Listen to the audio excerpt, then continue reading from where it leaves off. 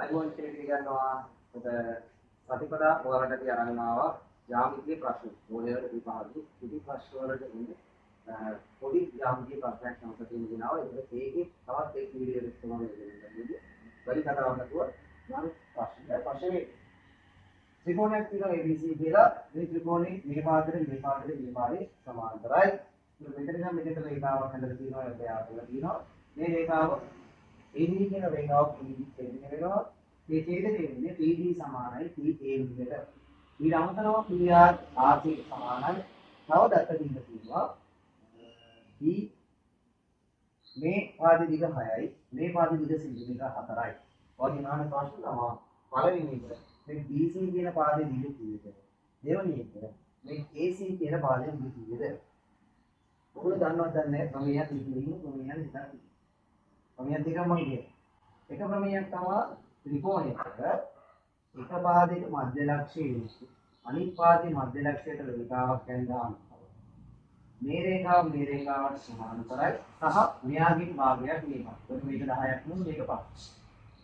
දෙවෙනි ප්‍රමේය තමයි ත්‍රිකෝණයේ එක පාදයේ මධ්‍ය ලක්ෂයේ ඉඳලා ඊළඟ පාදයේ සමාන්තරව රේඛාවක් ඇඳුවොත් මෙයාට සමාන්තරව මෙතන රේඛාවක් ඇඳුවොත් ඒ අන්තර රේඛාව මැද මේ පාදයේ ගානට දෙකට විදිනවා. ඔය ප්‍රමේය දෙක පාවිච්චි කරලා තමයි මේ ගාන හදන්න තියෙන්නේ. එතකොට මම එන්නම් මුලින් මෙන්න මෙහෙම වැඩට මෙන්න මෙතන තියෙන ත්‍රිකෝණයක්. ඒ ත්‍රිකෝණේ මේ පාදේ මැද ඉන්න. මේ පාදේ සමාන්තරව තමයි මේ රේඛාව ඇදලා තියෙන්නේ. එහෙම නැත්නම් මේ පාදේ සමාන වෙන විදිහට තමයි දෙකට කැඩෙන්නේ. එහෙනම් මේ පාදේ 6යි නම් මේ පාදේ 6යි වෙන විදිහට කැඩෙනවා. දැන් එහෙම වුණාම මෙන්න මේ වගේ වැඩක් වෙන්නේ. එක පාදයක මැදින් නම් අනිත් පාදෙ මැදට එක පාදයක මැදින් නම් අනිත් පාදෙ මැදට තමයි ඒක මේ රේඛාව ඇදලා තියෙන්නේ. ඒ කියන්නේ මේ පාදෙන් භාගයක් මෙහා ඒකම අනිත් පැත්තදී මේ වගේ දෙයක් තියෙනවා. දැන් මෙහා සෙන්ටිමීටර් 4යි නම් අපිට ගන්න පුළුවන් මෙහා සෙන්ටිමීටර් 8යි.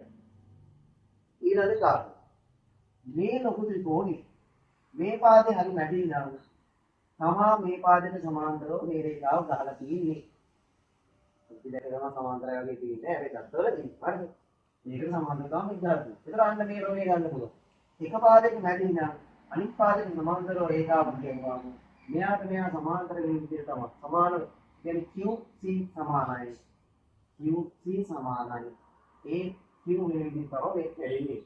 ඔය හේතුව අපි දාන්නේ මධ්‍ය ලක්ෂ්‍ය ක්‍රමයේ විලෝම. මම මේක උත්තරේ හැම එකම ලිව්වේ නෑ. මම ඒක උත්තර ගාව මේ හොයන්නේ. එහෙම වුණාම මේ සම්පූර්ණ දුරට මේ සම්පූර්ණ දුර සමාන වෙන නිසා QC දුර ඔක්කොම 12ක් වෙනවා 6යි. මේ ටිකක් 12යි ගන්න. දැන් අන්න මේ කතාවට එන්න පුළුවන්.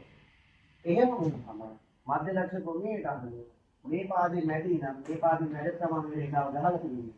එහෙනම් මෙයා වගේ දෙයක් මේක වෙන්නේ. ඒකයි PQ සමාන වෙනවා. ඊට හේතුව මධ්‍ය ලක්ෂ්‍ය ක්‍රමය. එහෙම වුණාම අපිට කියන්න පුළුවන් මේ පාදේ වගේ දෙන්නයක් තමයි BC පාදේ. ඒතර BC පාදේ කියන්නේ 8 වාරක් තියෙද්ද 16යි.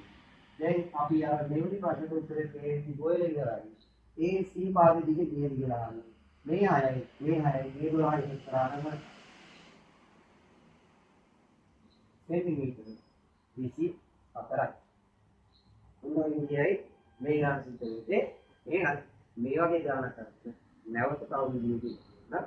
ඔයාලා ගාන මේ වගේ පොද යාමිති ගණන් මේ වගේ එලිට වල තව පොද යාමිති ගණන් තියෙනවා අපිට ඒවා මෙතන අපි ඊළඟ මේ විදිහට තියෙනවා. ඒක නැවත සම්බන්ධ කරලා